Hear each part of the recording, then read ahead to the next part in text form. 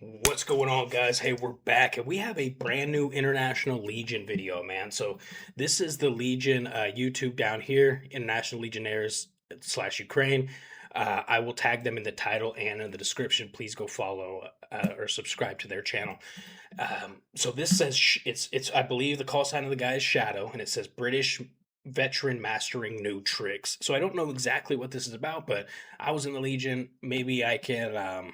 I'm at least interested to see what these guys have to say, and maybe I can also add some perspective to certain things.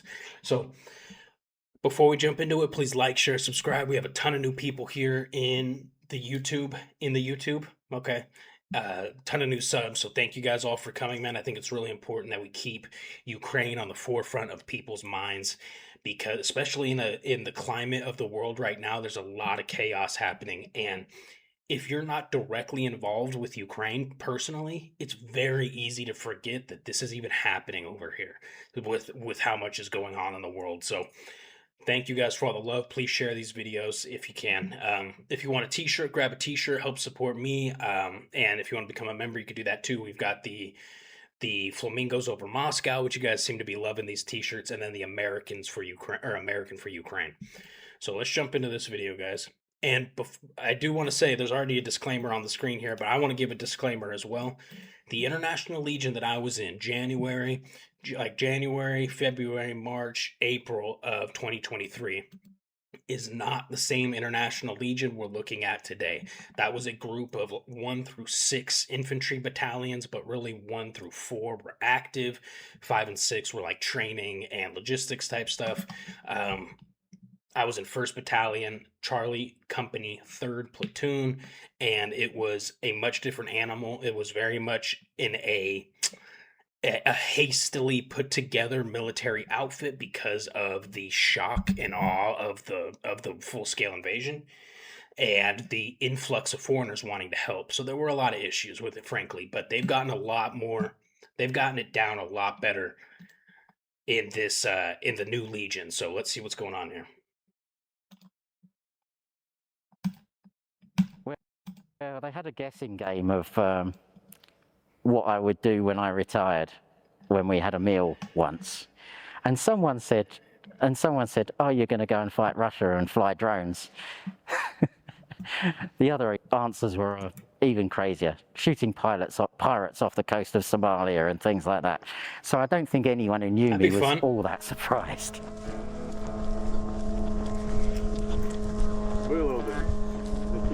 Yeah. So we have our drones. You can tell those. They sound like light aircraft. The Shaheds, everybody knows the nickname mopeds. And then the high-pitched are interceptors. And it's important, obviously, to know the difference.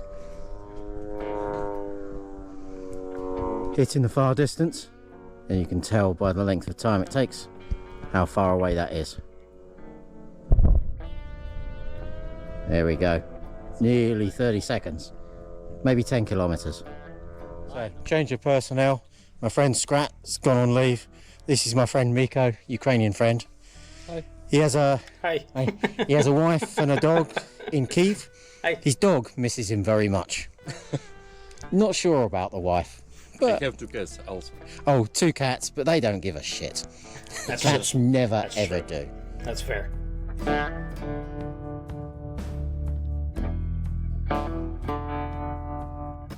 Hi, my name is Shadow, and I'm from London in England. I am ex-military, a few years in the infantry. Since then, I've kind of kept my hand in policing, being an armed officer, etc. So there's nothing secret about my military experience, but it was in the 90s. I was an infantry officer. I did 3 tours of Northern Ireland, which is low-intensity counter-terrorism work in support of policing. In terms of how kinetic it was, it does not compare to Iraq and Afghanistan that the people who came after me did. And as we know, Iraq and Afghanistan does not compare to what's happened here. So I went out, tested my physical ability, still, if I could still do it. It's one thing being gym fit. It's a completely different thing to fight a campaign.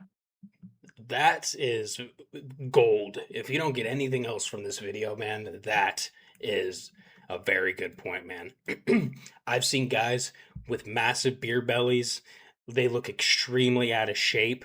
They can hump more weight and for longer than these bodybuilder fitness physique looking dudes, and vice versa. I've seen the skinny dudes put on machine guns, you know, it's 1,000 rounds of seven or whatever kind of ammo, 5.56 or 7.62, and they're just beasts, man. So that's very important that there are different kinds of fitness. So I did stuff like running with Bergens and then across the Cairngorms in really, really bad conditions.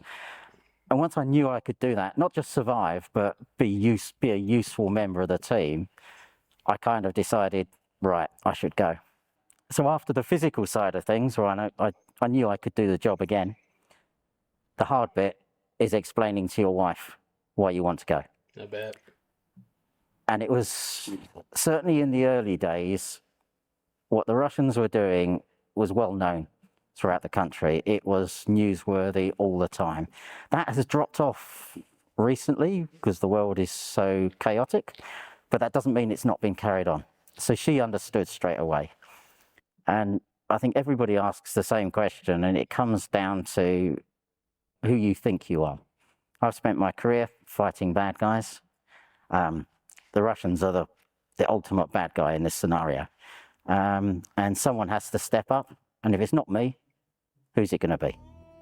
Hi guys, preparation, go on mission. Because my kit's already out there, it's basically what I stand up in today. I would like to point out, first off, the body armour they issue in the brigade, pretty good. It's not just about the plates. Because of the drone war, everybody knows this, shrapnel is far, far greater threat than bullets.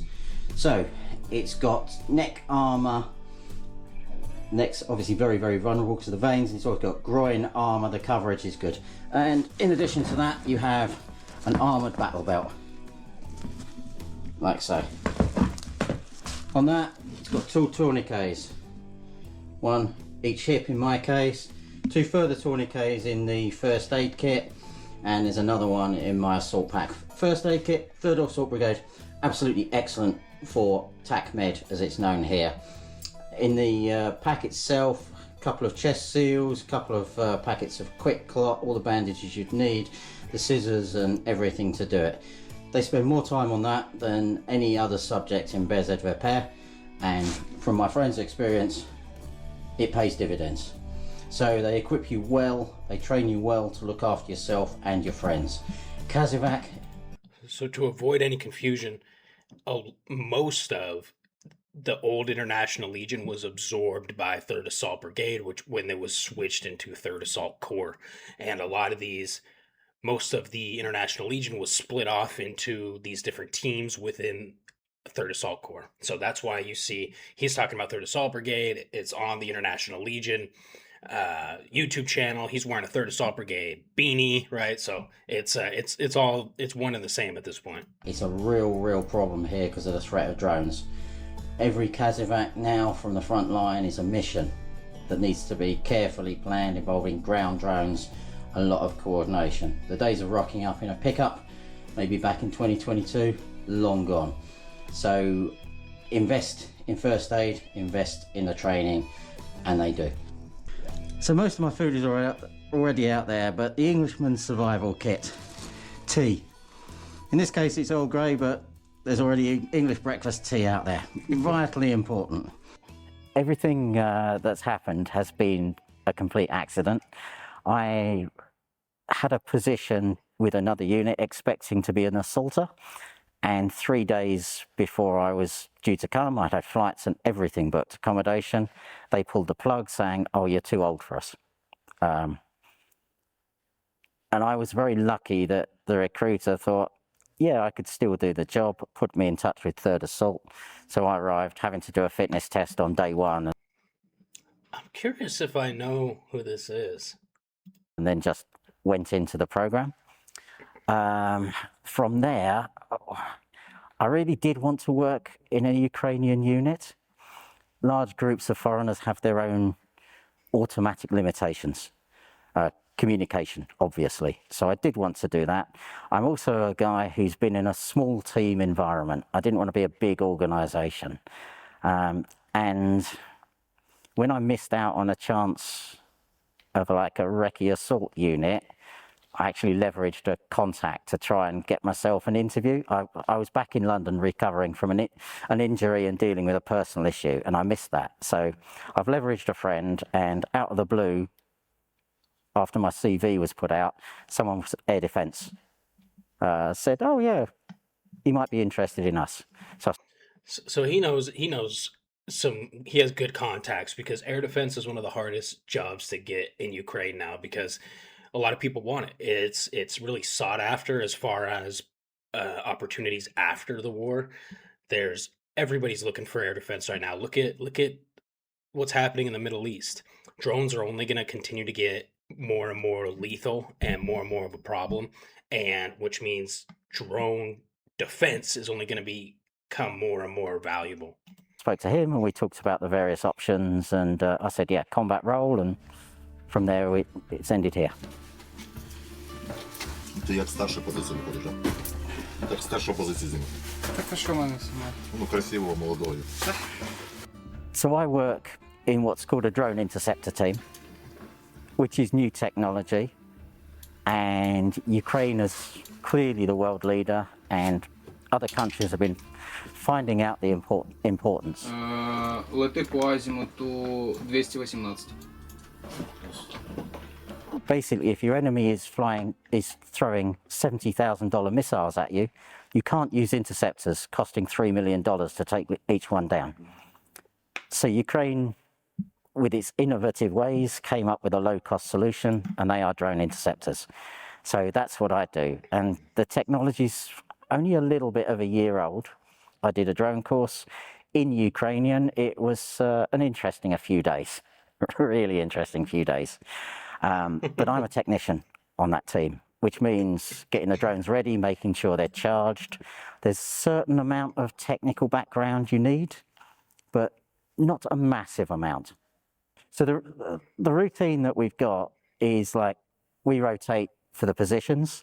So when you're back in your home city, you're decompressing, doing your laundry, also going to the range, maybe getting a couple of new skills, maybe using drone simulators, but generally low stress, although you might get some missions to help on resupplies, and you're preparing for your next deployment. When we're on deployment, especially when we set up the position and then had to take it all apart, that would be hard work, and you'd work 18, 20-hour days.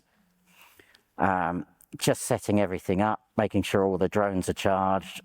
So he's referring to when basically there's a recce, whatever team finds the position that the drone unit is going to be, and then you basically build that position, whether it be dig a brand new blindage, or refit an old one that has been abandoned, whatever. But that's what he's referring to, is basically setting up that new position. And then you get into a or tearing it down. Routine.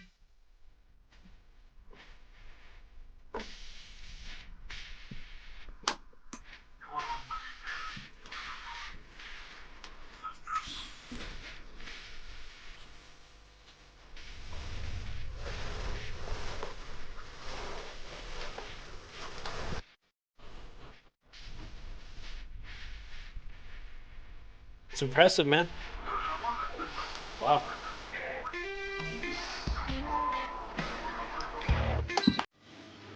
British drink tea with milk, and we can maybe manage 5 days with milk before it goes off. Then we need a resupply, or we go to Ukrainian style with only sugar. There's no problem getting sugar in Ukraine. The food, too sweet for a Ukrainian taste, has not yet been invented. I love my team. I think they're great. My commander actually gave me a designated friend. Right, you're going to be Shadow's friend and you're going to look after him. So he has a lot of work to do. He spoke excellent English. That's why I'm on that team. There's another guy, another really good guy who spoke some English. And then there's the pilot who spoke no English at the start, but he's already better than me at than I am at Ukrainian, because he just picks it up really quickly. So the team is really good. And I can't emphasize that enough. The sort of level of their knowledge, their skills, their adaptability, and being easy to work with. And that applies to the rest of the battery as well. It's not just my immediate team. When we meet the others, they're really nice. The number of times they apologize for not being able to speak good English. Yeah. I feel really guilty about that. I'm trying with a language we should be speaking in Ukrainian here. Yeah, it's true. They're always like, I'm sorry for my bad English. I'm sorry for my bad English. I'm like, dude, I should be saying sorry for not learning Ukrainian faster. And that's one of the detriments to these outfits like International Legion, stuff like that, is in order to work efficiently, you're paired with other English speakers. Other Spanish speakers are paired with other Spanish speakers. French speakers are paired with other French speakers. So you're not incentivized to learn Ukrainian, so you really have to go out of your way and take an initiative to pick it up. Нам українському теж говорить, щоб на англійському говорили, щоб понімав. Nice milk, very good milk. Hang on. Normally in my job, because of the ranges involved, we don't get to see the results of our work. Sometimes you do hear it in the distance, you hear the Shahed or Khabera being hit. But there was one particular night a couple of months ago that was a really big wave, and you've got multiple interceptor teams, multiple guns firing tracer, and we can see them all, and including some of our own interceptions. And a Shahed going off 400 or 500 meters over your head is the best firework ever. It really is very, very impressive. And we're also standing there doing our work when someone opened up with a machine gun just going over our heads, which we didn't know about. Well, I can confirm that bullets do sound a bit like bees as they go over your head. So that was I wish I'd filmed it, because you see the battles over Kyiv, it looked like that on that occasion, and that's not every night. I don't think anyone in Western Europe expected us to be here. I mean, I can remember Britain's most senior soldier saying, the era of peer-on-peer war is over. Warfare will be expeditionary forces putting out fires, counter-terrorist work. And yet here... And it was for a long time, but to assume that bad actors with modern militaries like Russia or China would never push their luck is probably a bit delusional. Here we are in the middle of the 2020s with a major war, which could spread and could carry on. Russia certainly has the desire, is whether it has the capability. So 10 years ago, no, I didn't expect to be in a war. Maybe 2022, yeah, that's the first time I thought my life will be in a war. It's an unusual retirement, put it that way. That just because something isn't in the news now, because something else has displaced it, doesn't mean it's still happening. Everything that happened around Bucha, Mariupol, with the theatre and murder of children, it's Russian state policy. And the moral case to be here is overwhelming. This I described right at the start. I'm going to say my generations, but maybe it's the generation after me. It's our Spanish Civil War. It is as close to pure good versus pure evil as can be. A lot of wars have happened over history, and there are arguments between nations over territory and not minor things, but it hasn't been a battle between good and evil. Mm-hmm. This, like the Second World War, is a battle between good and evil. And if you don't believe that, at least think of your self-interest. Russia isn't going to stop here. It's already going to plan to attack Estonia. It's already sowing the propaganda seeds of conflict. They thought the same in Moldova as well. Russia is a revanchist, imperialist power, and Putin wants the borders of the Soviet Union again. So even if you cannot see the moral case, by self-interest, be on the right side. Very well said. Very well said, man. That was a cool video, dude. It shout out to Mr. Shadow here. Godspeed, brother. Please stay safe out there. It's cool to see, to me, guys like this who went through some trials to get to Ukraine and get into a unit, but their will to help the country and support overcame those trials, and they found a perfect place for them to slot in, probably better than he could have ever imagined. So that's something I wanted to mention here. Then we'll finish the video. Is there's a lot of people that I've seen that come through the recruitment pipelines, and basically they're like, I want to be an Azov, or I want to be on an assault team in 3rd Assault Brigade, or I want to be on an SSO team. And the second that team or unit declines them for whatever reason, they're like, all right, I'm going home, I'm over it. Or they don't get the drone position they wanted, they're like, I'm going home, I'm over it. It's better for those people to go home because they were never here for the right reason anyway. It's people like this, like Shadow, who wanted to be in an assault team. They said no because you're too old, which is questionable. Like I've said many times, there's older guys here in Ukraine who run circles around the younger guys, but occasionally you'll get an older guy who becomes a liability on the front in an assault position or something like that. So, I understand the reasoning behind it. I do think there should be some exceptions, though, especially considering the age of some of these Ukrainian soldiers and commanders that's out there. They're much older than these foreigners are allowed to be coming into these positions. But anyways, people who are serious about coming and helping, they find a way to do it. They could get shut down by 3, 4, 5 different units, and they're like, I don't care, dude. I'll go to this unit. I'll go to that unit, and I'm going to find a unit until I can get out east and start helping how I want to help. Or maybe it's not go out east, but maybe it's, I don't know, whatever their job description is, doing air defense in a border city or in Kyiv or Lviv or whatever. But they find a way to power through and help the country. The people who are just like what I consider to be more of this war tourist, or people who like the idea of helping Ukraine. They like the idea of getting this experience. They usually will say something like, yeah, I'm going to come to Ukraine, do a contract for 6 months. I'm going to go do contracting in, the Middle East or Africa. That's my plan. They have zero military background. They have zero first responder background or whatever. And this is just their plan.